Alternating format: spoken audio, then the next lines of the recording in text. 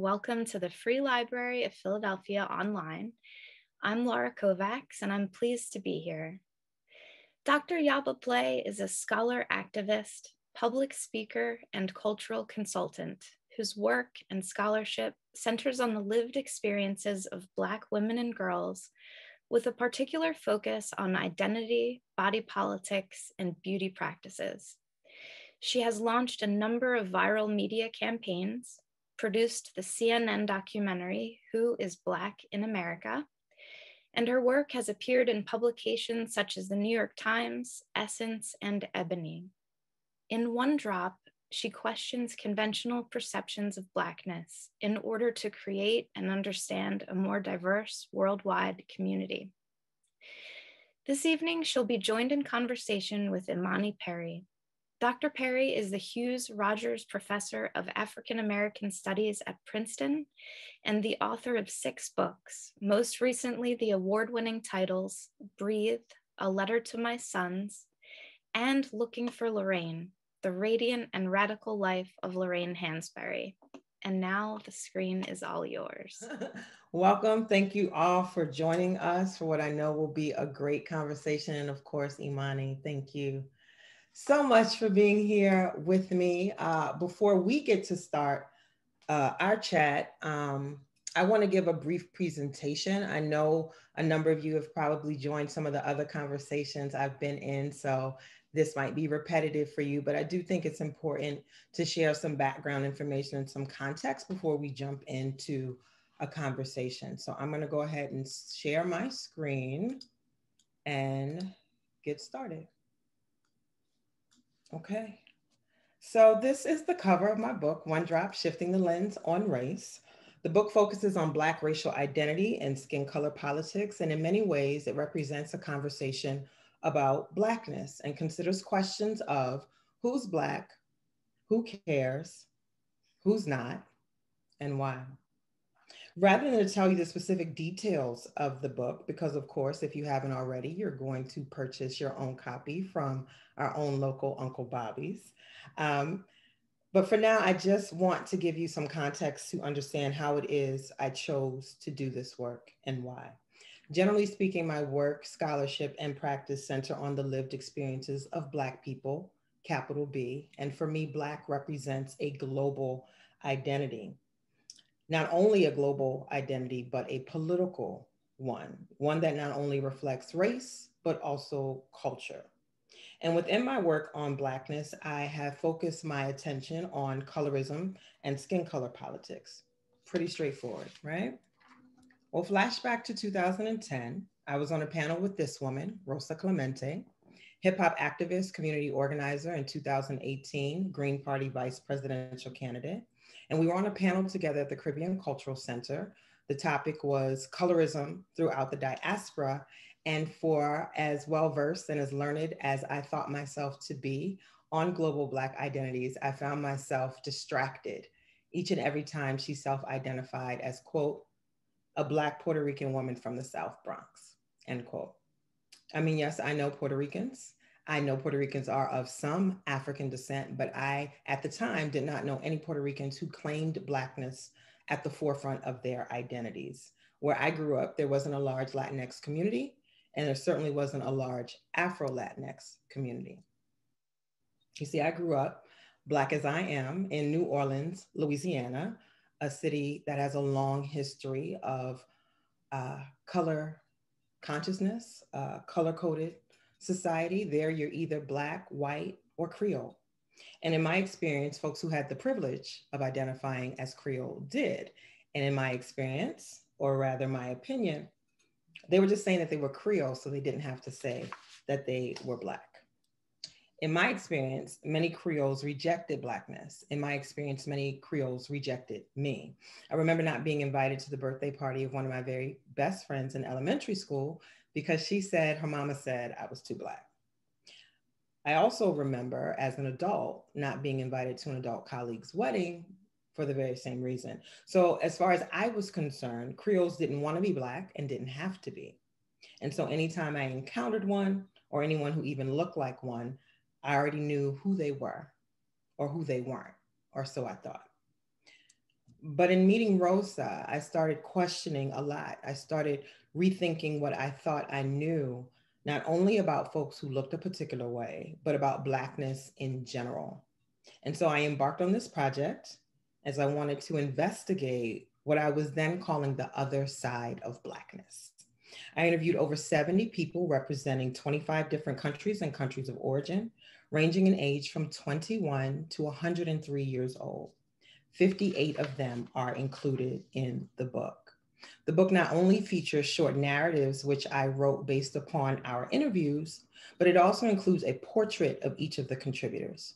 Shout out to Noelle Théard, who is the director of photography on the project, who also created most of these portraits herself. And while the contributors all use a variety of terms to self-identify, they all see themselves as part of the larger racial and cultural group generally referred to as Black folks. All of them have had the experience of having their identity called into question based upon their appearance. And most of them have been asked, "What are you?" Or the more politically correct, "Where are you from?" time and time again. The very first question that I ask each of them is, how do you identify racially and or culturally? Black Puerto Rican, Black from Louisiana, Black Latina, Black and or mixed race, mixed and or Black, Black of mixed heritage, Afro-Cuban and or Black, African American, Black, African, mixed and or Jamaican, Black, Black American Muslim, Black. Part of the purpose of this book is to examine how it is that we as Black people come to identify and define ourselves. Historically, this graphic represents what it has meant to be Black by law. In the history of the United States, a Black person has been defined as any person with any known Black African ancestry. Although this definition has been referred to as the one Black ancestor rule, the traceable amount rule, the rule of hypo descent, it is more popularly known as the one drop rule, meaning that any single solitary drop of African blood is enough to render a person Black. Said differently, the one drop rule holds that a person with any trace of Black African ancestry, however small or invisible, cannot be considered white. They must be considered Black. Understand that this one drop rule, looking at this graphic going back 5 generations, this one drop rule was instituted ultimately to protect whiteness. Whiteness was defined as pure.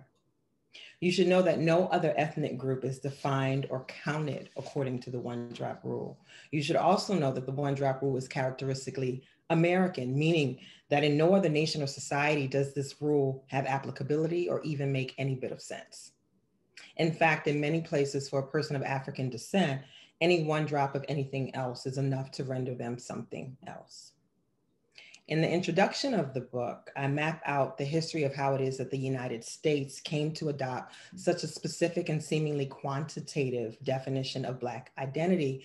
And it was important for me to provide that context first, because I want us to think critically about how it is that we as Black people come to identify and define ourselves. Many of us have accepted the one drop rule as our own, but truth is, we didn't create it. Because of this, many others of us reject the one drop rule and resent definitions of Blackness that don't originate with Black people. So once we come to know and understand the history of race, the history of the one drop rule, my question is, does that necessarily mean that we should reject it altogether? And if the answer is yes, my next question is, how then might we quantify Blackness as a group identity? How might we qualify Blackness as a group identity? Who would be Black and why? Or better stated, who would be Black and how? A large part of what I'm attempting to do with this project is to get us to reimagine Blackness, if you will. It is not my goal to tell people how to identify. It is my goal, however, that we begin to understand the politics of our identities and the politics of Blackness. So now it's me and you, Imani. It's so wonderful to be able to talk to you about this extraordinary book.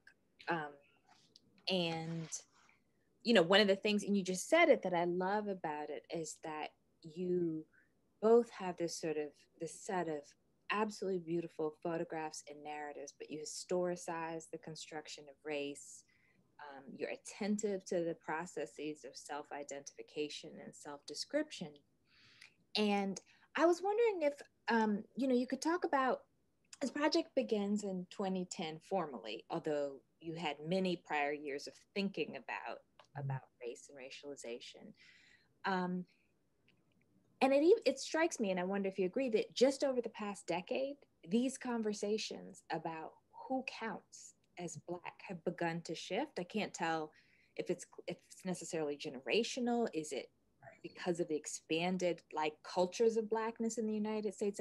But so, for example, for me, I just take the one drop rule for granted as something expansive and beautiful, but I know that many younger people in my life do not. Right. And don't understand it, don't understand why we would even accept it, and Right. also have much more narrow, I think, ideas of Blackness. I know that when I released the book in 2013, end of 2013 into the beginning of 2014, I don't know what I was expecting in terms of a response, because there was already a lot of public engagement with the project, particularly because of the CNN documentary. But what was striking to me was the pushback, and where the pushback came from. And primarily it came from folks who either identified as mixed or biracial, who somehow believed that I was forcing them to be Black, or saying that everyone that was mixed or biracial was Black, and ending the conversation there. But also from white mothers of biracial and mixed race children who somehow thought that in so forcing them to be Black, that I was leaving them out of their own children's identity. It was very interesting. Um, yeah, very interesting. But I agree. I think in the last 10 years, and I don't know what to point to, but I think there has been a lot more public conversation, but also a lot more policing of Blackness, gatekeeping of Blackness online. I know I've had conversations with college age students who are just like, oh, yeah, that person's not Black. And then when I try to engage them about why, it's just like, because they're not, like they don't have a formulated, response necessarily to it. And it's like, for them, it just becomes very literal. Like, if I don't read you as Black, or if you're not doing things that they regard as Black, then there are all these other things you can be. So go and be those things. And of course, my question is like, okay, let's, sit there for a minute and try to understand this. Like, what is the function of doing that? And how does it serve us to create particular narrow identities and narrow ideas of Blackness, particularly as we, compare historical moments in time? Yeah, I mean, and it seems like a piece of this, and I know this is also an area of expertise, very particularly for you, is about a really robust conversation about colorism. So one of the things I keep thinking about is, when I see Afro Latinx folks saying, "Oh, now everybody wants to claim Afro Latinx, but you are considered white or close to white," right? Speaking to people who are very light skinned, Right. in our home nations or nations of origin. Um, and I guess I wonder, like, what's the balance in the conversation between like self-definition, genealogy, and how people are seen and advantaged or Yeah. disadvantaged based upon color.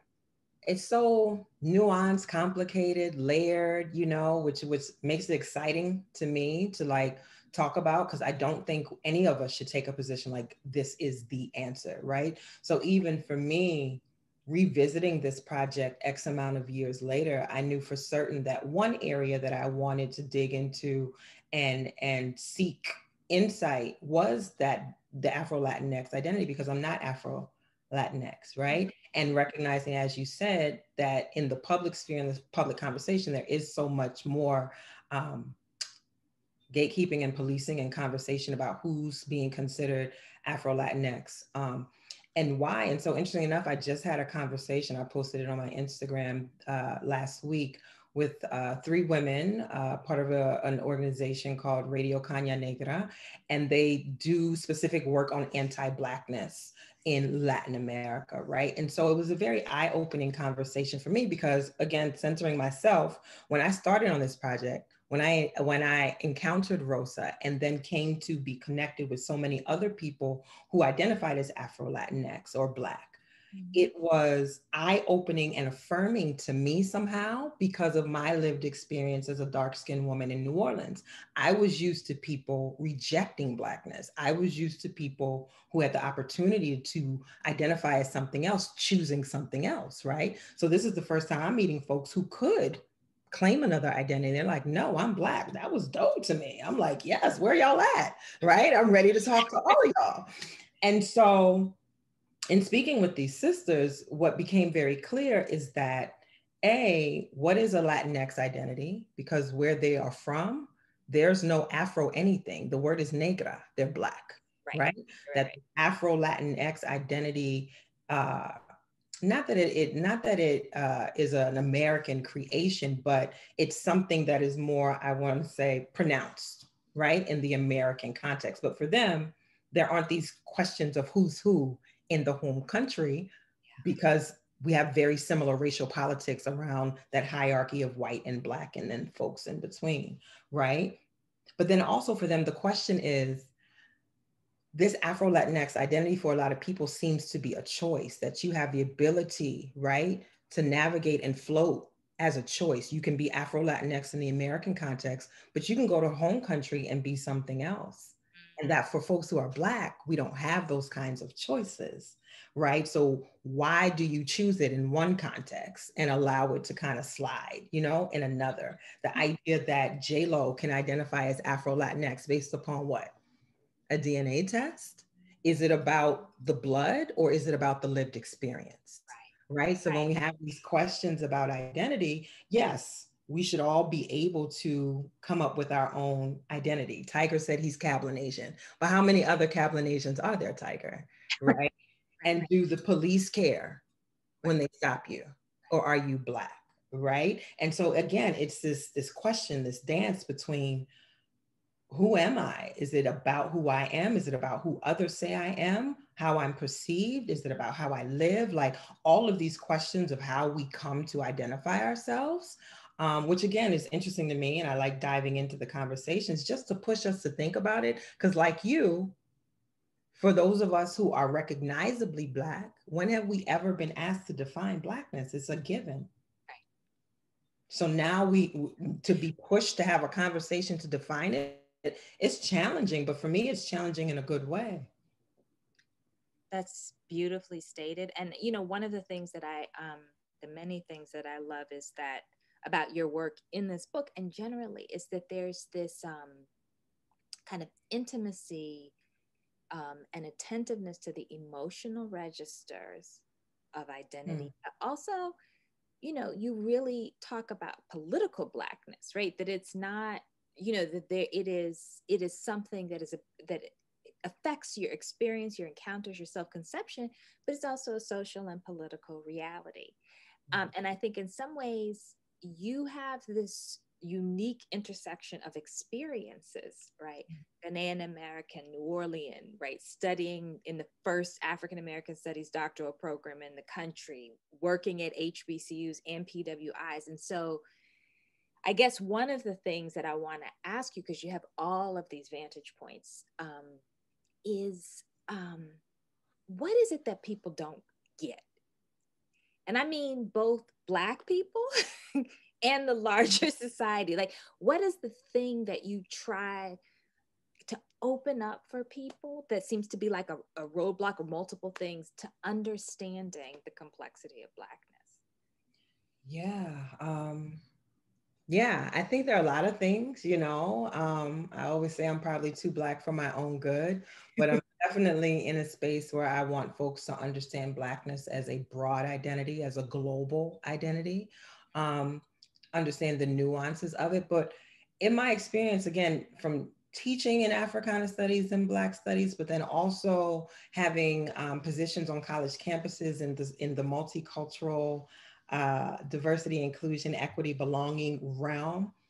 And then also, I just think this moment that we're, and maybe it's not a moment, it feels like a moment, but I'll call it a we are the world moment, right? That we have people who will deflect and say, well, you know, race doesn't matter, or we're all members of the human race. And why are y'all making such a big deal about race? You know, that kind of thing. And I just wonder if we're being deluded to believe that the goal, right? Like whatever winning might look like, or whatever victory might look like over this moment, would be to get to a place where we can all just get along and hold hands and be the human race. And for me, that's the setup and that's the delusion, because we just want to get past the pain of the moment and set the goal of getting along. And we refuse to look at that history. Like, if you don't address this history, you don't understand why that can't be the goal. That's not, like, race is a thing, right? And it's not just a thing based upon what you look like, or the idea that there are boxes that we have to check just to be categorized. When I say the politics of Blackness, all I mean is that there are negotiations of power at play. Yes. So if we want to get to new definitions of race, what is the function of that going to be? Because the function of defining whiteness in a particular way in a particular moment of time was to consolidate power. Yes. The function of defining Blackness by the one drop rule is to make a very small number, right? Make it limited. As much mixing, so-called mixing, that was happening, we're going to solidify power with a small group of people who can allege to have pure ancestry. Everybody else who doesn't have pure ancestry, then you're not in this elite club. So that race served a function in this moment. What function does it serve now? And is that different? Mm-hmm. So why would we delude ourselves into believing that we can just erase all of that, hold hands, hug, and accept each other as human beings? You know, it's like one of those things where, you know how you just can't unsee certain things? Yes. Mm-hmm. How are we going to undo race? Mm-hmm. You know what I mean? So for me, these yeah. Say that again? I said, certainly not by avoiding it. No. And so for me, these conversations are about looking the thing in the face,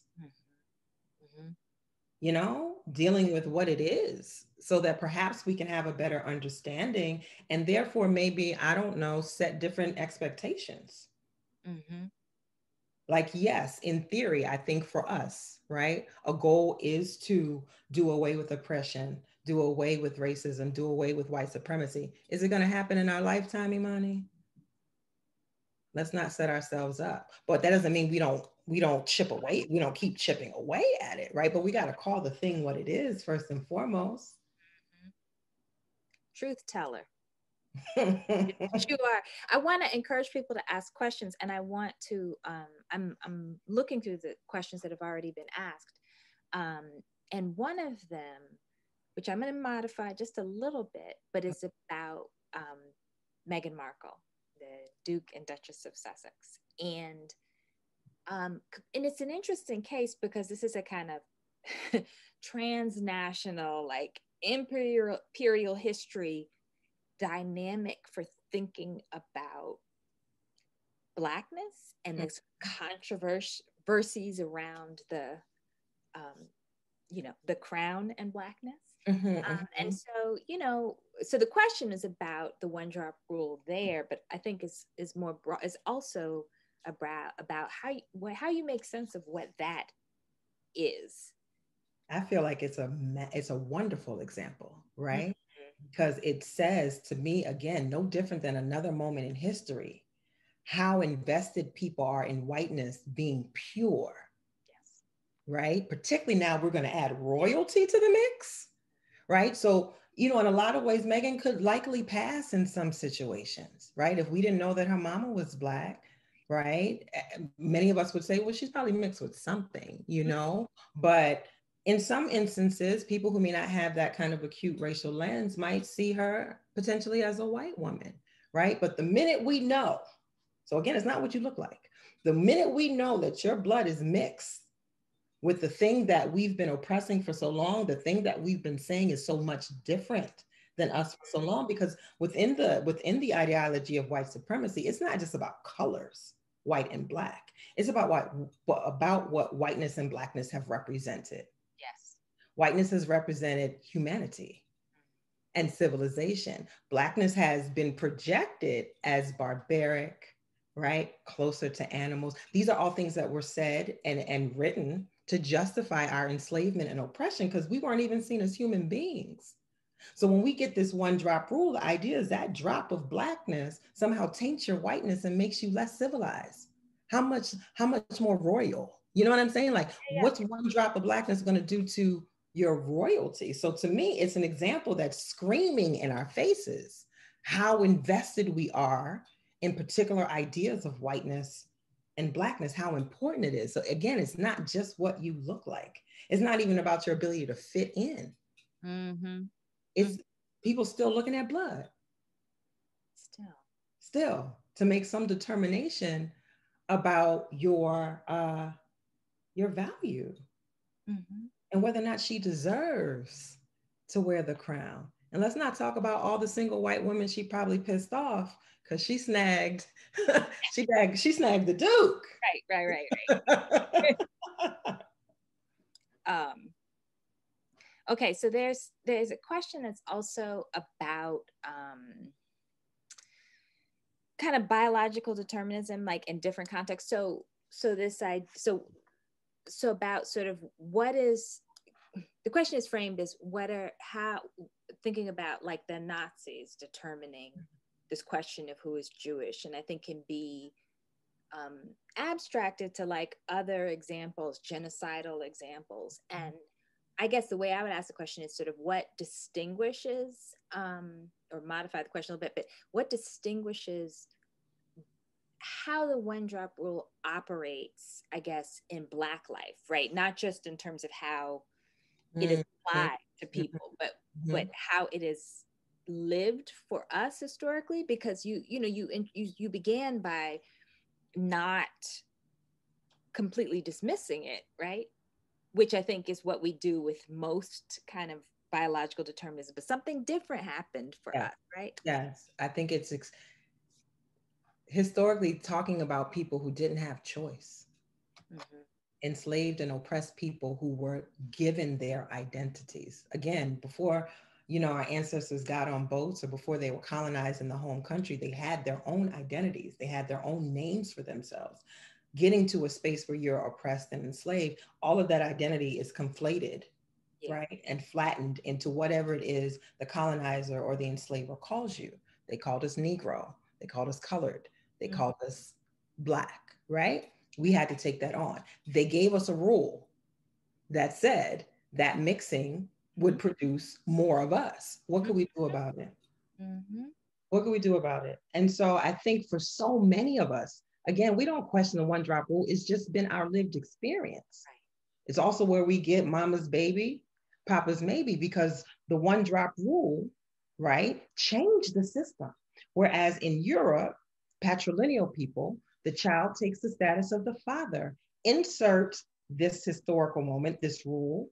It essentially says for these enslavers who have a thing for raping enslaved African women and producing children, these children are not your responsibility. We've now changed the system such that the child takes the status of the mother. What could we do about that?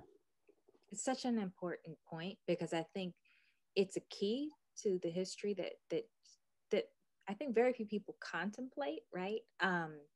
I guess, and another question that I think is related to that point is thinking about the gate. How should we talk about the gatekeeping of Blackness? Yeah.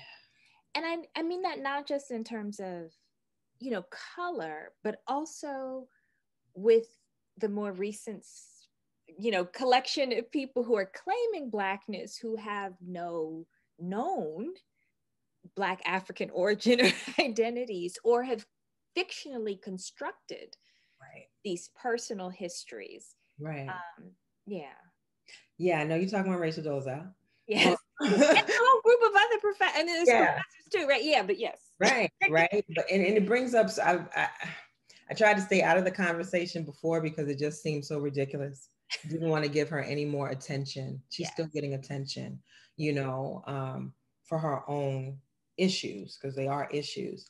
But I think the gatekeeping, a few things. I think the issue with the likes of a Rachel Dolezal or a Jessica Krug or folks who are taking on an identity is what we might see in the academy. Somehow these become the people who become chairs of African American studies or the chair of Latinx studies, right? So that's colorism and exceptionalism in another way.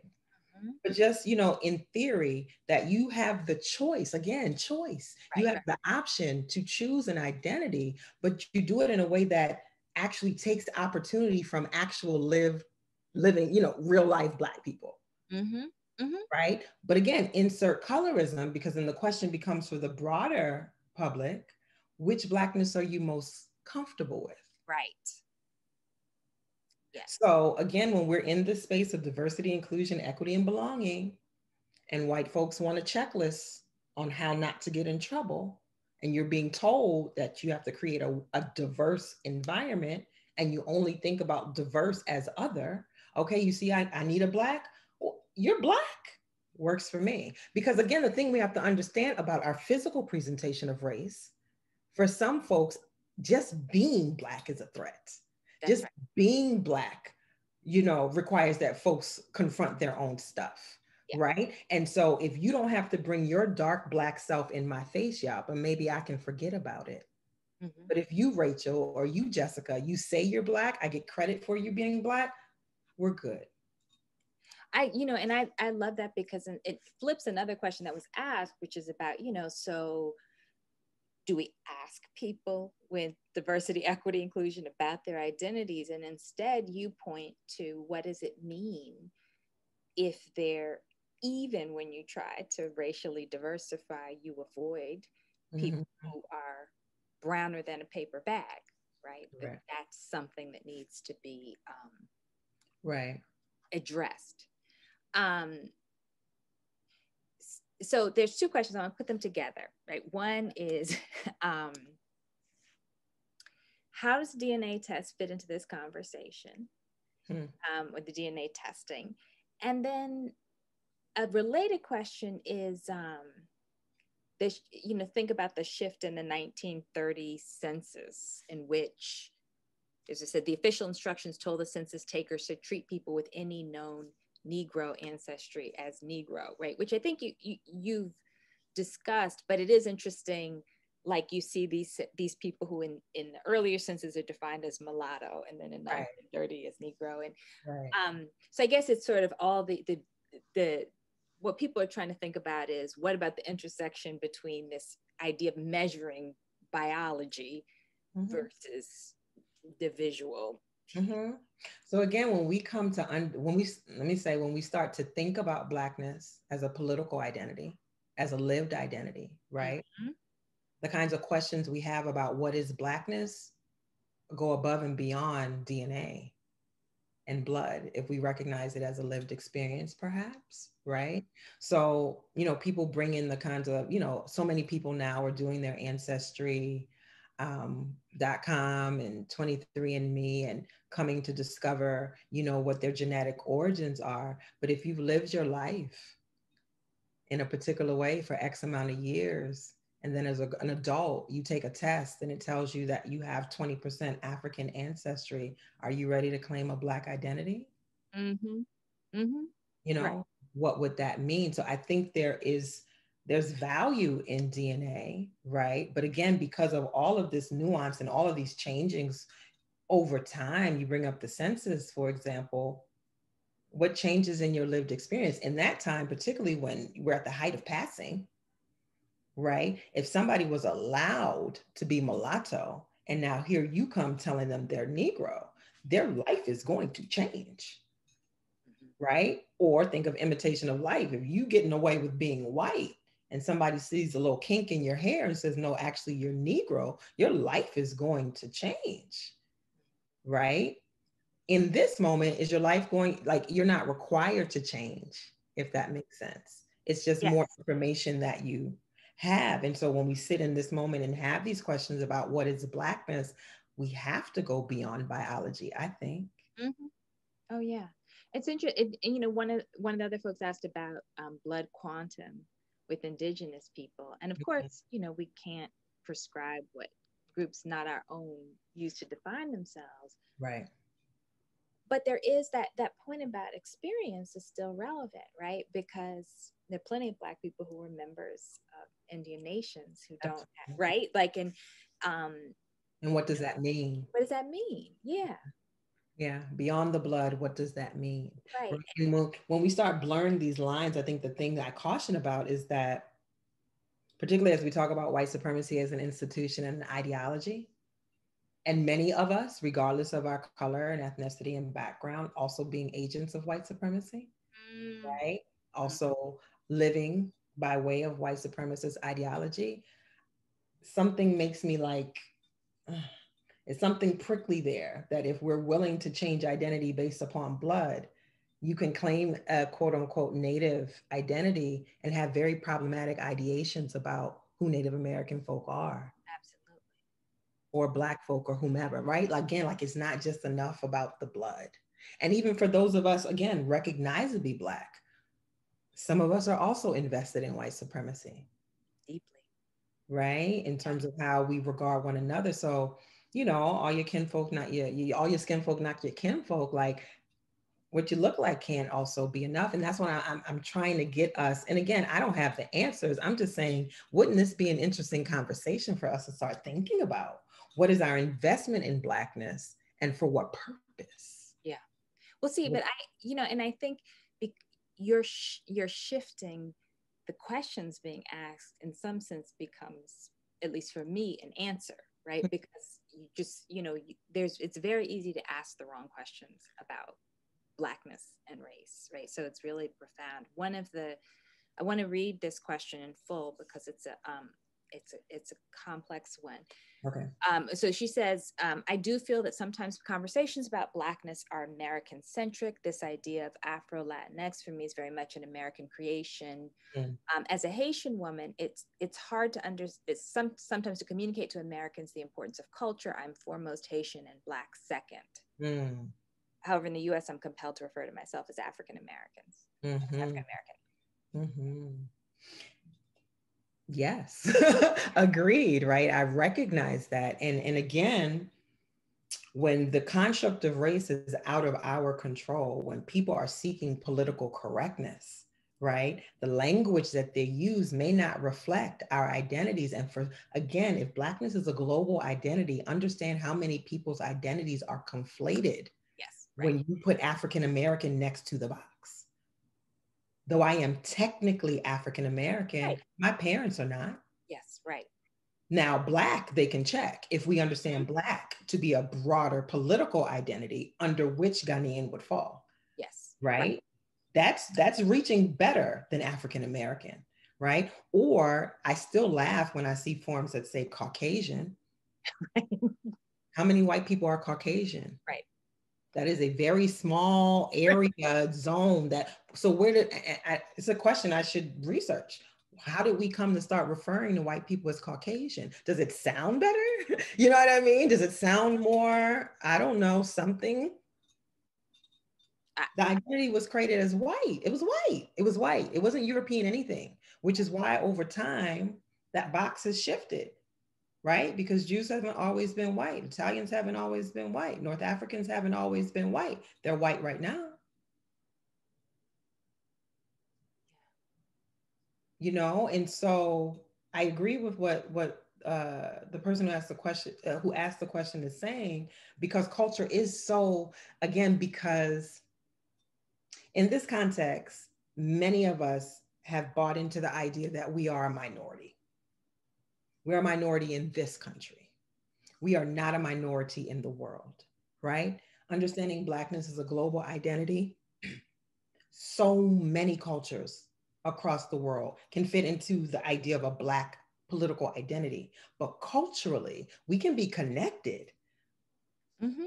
Black in Haiti looks like something different than Black in Ghana, than Black in Brazil. You know, it's Black, but Absolutely. Yeah. culturally, that's the thing that gives each of us our unique flavor. And Yeah. that's why we hold on to that identity. Mm. Yes, politically, we're all Black, Yeah. but there are things that are unique and beautiful about us based upon our histories, our lived experience, our location, and we shouldn't be required to let that go Right. just to fit into a very archaic idea of identity in the United States. Yeah.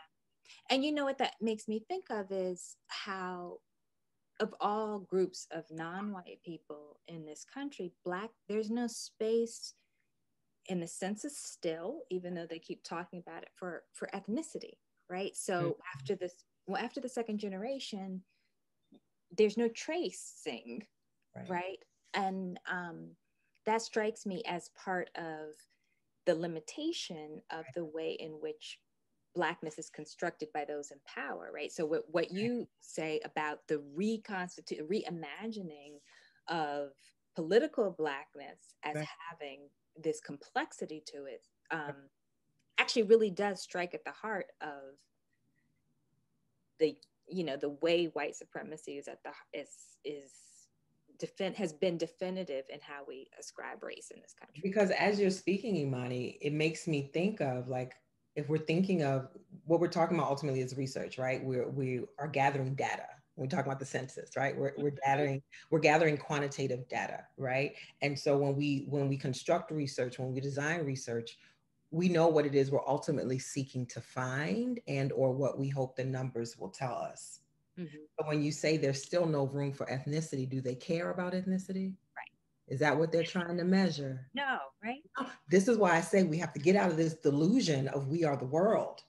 Mm-hmm. We have to get out of this delusion of diversity. And we're so, oh my God, all these cultures, I'm so interested. Are you? You gonna do something different with us based upon culture? No. We are still stuck in an ideation of race that is white, Black. Which box? Because again, we can feel good. Tiger can check other and right cablination. But when that paper goes in the back where that data is codified, that cablination is going back in the black box. So you can feel like you have some choice and some option. They're going to do with it what they will. So, okay, so that I want to, there's a follow-up question to the previous one, but I actually want to pivot to something else, which is about the involuntary passing experience. Who Okay. are passed, Okay. right? Who, you know, and the question is, what is the place or space for those who involuntarily pass? But I guess I also want to expand that question about how you think about, you know, Black people writ large. What ought to be our relationship to when people are passed, not choosing to pass? Right. You know.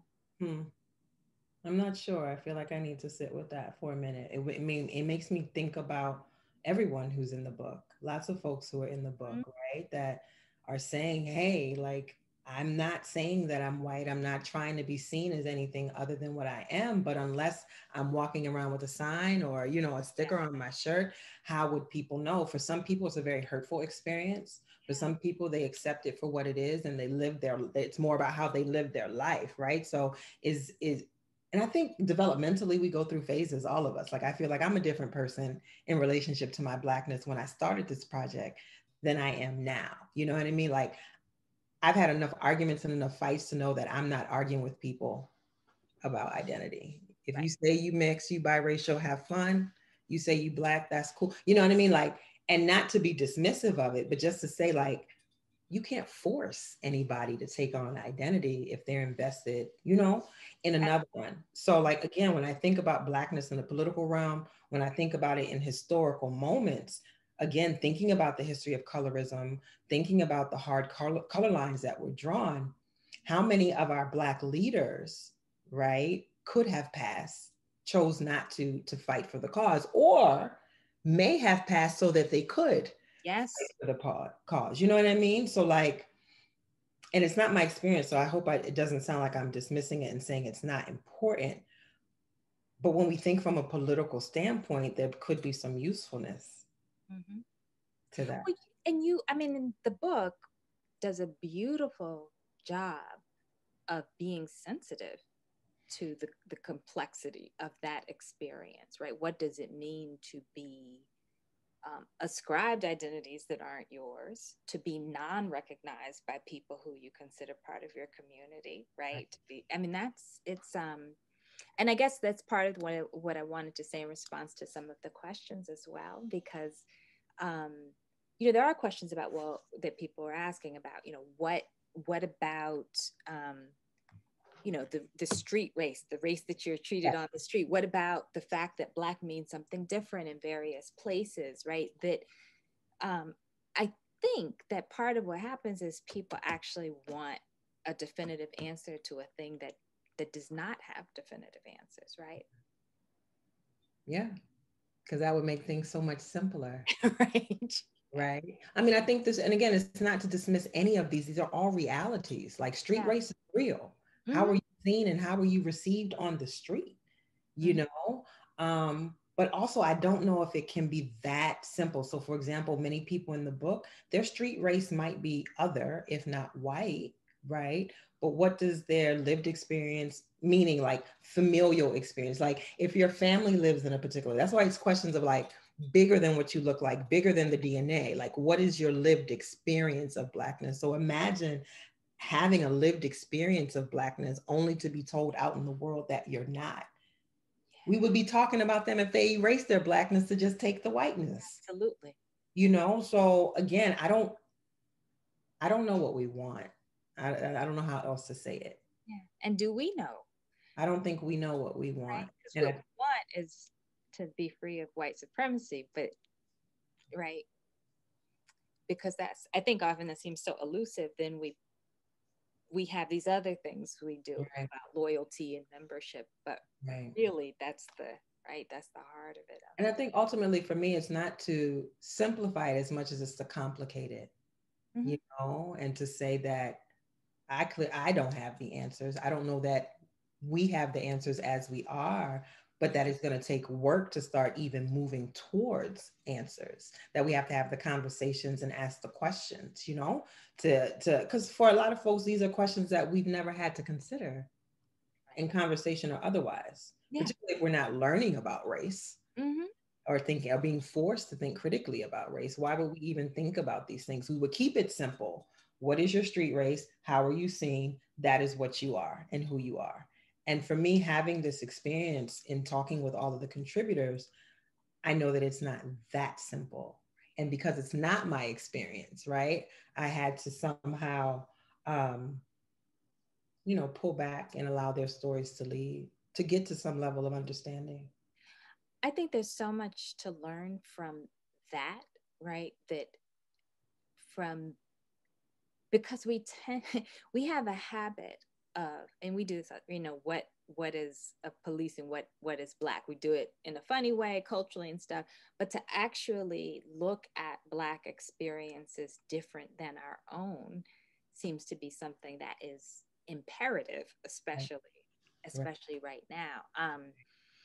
But even the question of Blackness, Imani, as you were talking, I'm not going to put your business in the street too far, but somebody might look at your accolades, see that you teach at Princeton, hear that you speak in a particular way, read the words in the ways that you write them, and think that you might question your Blackness. Because questions of Blackness are also about where people live, what people do, those kinds of things. But you so country, and people have to know you. People have to know you personally to know just what kind of country you are. You see what I'm saying? So like, there's a fluidity even in the performance of our Blackness. Right. Also, who gets to decide what's Black enough? Right. No, it's so true. And it's funny because there's this essay that Richard Rodriguez wrote years ago, which I had this reckoning where he talks about how for him, Spanish was a home language. It wasn't a public language. And for me, that's sort of how I feel about countryness, right? There's like that because growing up in the Northeast and being born, my family being in the Deep South, that's my private culture. It always, even with other Black folks, right? And so I do think there is something about like, yeah, there's a different kind.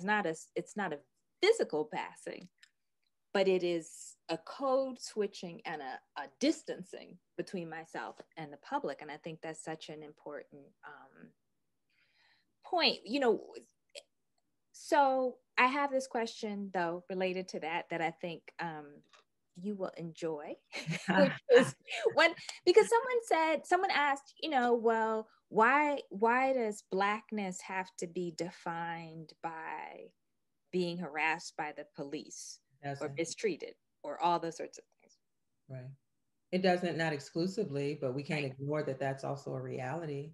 I think for many of us, I hope that we're able to see our identities bigger than that, right? Because I certainly do. How depressing would it be to only see ourselves, again, in relation to white supremacy through the lens of white supremacy? Yes. But I understand the question because so often that becomes the reference point. So often. Yeah. Right. Similarly, someone asked about how you think of Afro-pessimism in relation to these questions. I'm not so well versed in Afro-pessimism. Tell me more. Well, I'm probably not the person because to tell you more, but I do think, much of it is a kind of defining of Black experience through the logics of white supremacy, that Blackness is the experience of being the ultimate other, that global systems have been created around Blackness, and a kind of resistance to, I think, what a lot, and please forgive me if folks disagree with this, but a lot of what you do and what I try to do, which is about sort of claiming the beauty of Black life, yes, as such, right? Yes. So that, not allowing that to be the definition, right? Of what it means to be Black, right? The only lens, yeah. And also recognizing, and I can speak for me, I think I can speak for you too, Imani, is that to have certain conversations and to do certain work to call out white supremacy for what it is, to recognize our position and our relationship to white supremacy is necessary. We also take the time to point out the beauty and the joy, the culture and the history, right? That for me, that's even part of our power, is that despite this, or maybe even because of this, you can't kill us, for real, for real. When you start talking about cultural connections all over the diaspora and what remained and what lived, ultimately what's stronger? You can't kill culture. You cannot. You can't kill ancestry. You can't kill spirit. So it's like both and. We still have to address a particular reality, but we can't ignore it or allow it to be a substitute for our other lived realities as well. I completely agree, as you know well. And there's another flip of the question. I actually want to, I'm sorry for the folks asking questions because I'm flipping them around a little bit and like putting them together. But someone asked, Dr. Blay, have you noticed a difference in folks responding to you and your Blackness since the book coming out? And I want to shift it a little bit to talk about, there is a way of being perceived on the street also when you are undeniably Black that allows you to have certain windows into experience that if you walked around with your CV and your resume, right, people would watch themselves a little more. Right. Yeah, I've never had my Blackness called into question, at least not to my face. Right. At least not to my face. But I also can admit, like, again, sometimes I'm too Black for my own good. I'm so committed to showing up Black. I don't even want to give you the opportunity to start questioning my Blackness, my alignment, my commitment, my perspective. You know what I mean? It's that important to me. Yeah. I would probably be surprised to know if somebody had questions about my Blackness. Perhaps the closest the conversation has ever gone is a question about, because I am first generation. Because my family's from Ghana, I'm the first person to be born in the United States, and so that's probably more of a question about how much perhaps I fit into American culture. But I think there's a whole body of work we need to do on that first generation experience. Like, you want to talk about code switching. Yes, and how it's regionally distinct, right? It's all because it's interesting, and it's taking us a little bit away from the book, but I think it's related to it because when people talk about racial ambiguity and how you're seen, there are so many cues that and complexities that exist for where you fit as a Black person, even if you were not seen as phenotypically ambiguous, right? Like people who, it's also the case that browner than a paper bag people have different languages spoken to them at various times, different assumptions based on name, all these sorts of things. And I think we can actually use this experience to actually open up the conversation. Absolutely. What if I walked into, here in Philadelphia, for better or for worse, they call them poppy stores. What if I walked into the poppy store speaking Spanish? Like, because that's the thing that always gets me. Like, when I walk into certain spaces and y'all feel comfortable, I know you're talking about me. You feel comfortable, right? And I do, because I speak a little Spanish, right? Absolutely. I know that you're speaking about me as if I don't understand. How would you know? I could be from Panama. Of course. Or the Dominican Republic. Or Cuba, or anywhere. Right. I mean, yes. Right.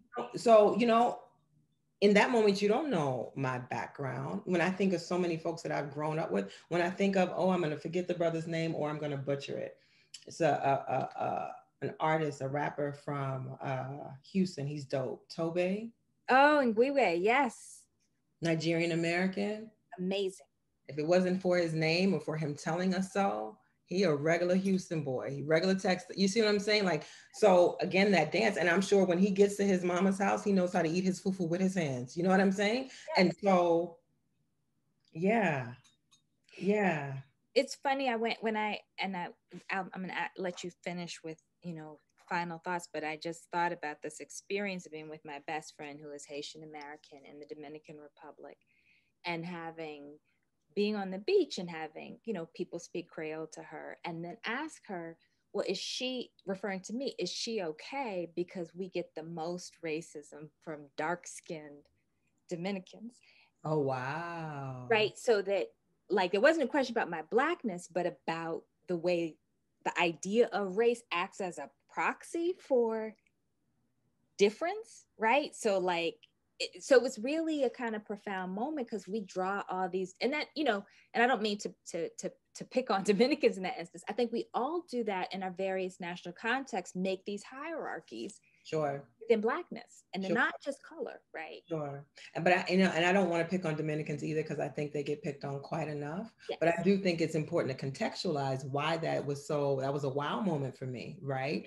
Because for them to think that you're a dark-skinned Dominican and also know that in their experience, they get the most racism from dark-skinned Dominicans says a lot about the investment of dark-skinned Dominicans in rejecting Haitian identity, because that seems to be so much of the tension that at least I've heard and read about, between Dominicans and Haitians, right? Whereas Dominicans are on one side of the island asking the rest of us, asking the West, don't see us like them. Yes, right. Even though it's, you know how big that island is? Y'all know y'all all cousins, right? Of course. Don't see us like them, because Haiti will always be punished for the revolution. Well, that's it. Because I was just about to ask you, and is there a location on the globe that you think is the most pointed location for this point about the constructions of Blackness? Would Haiti be that, or one of them? Definitely one of them. Yeah. Haiti will never be forgiven for the revolution, and we see it play out. It's in our face. We may not want to name it. We may not want to connect those dots. That's why the issue, and there's work that I want to do on that island. That's why the relationship between Dominicans and Haitians is so important to me to understand differently, or at least to call out and to name for what it is, because we say Dominicans get a bad rap, right? For their anti-Blackness, but there is a history there. It didn't just fall out of the sky. They're not unique other than that history. Like, we see anti-Blackness all over the world. We see anti-Blackness all over Latinidad, but there's something very specific happening on that island that needs to be named. And it becomes a global history, right? Absolutely. Because how dare you Haitians choose freedom? How dare you? on that note, that beautiful note, thank you so much for this conversation and this extraordinary, brilliant, beautiful book, and for all that you do. Thank you, Imani, so much. And thank y'all for coming.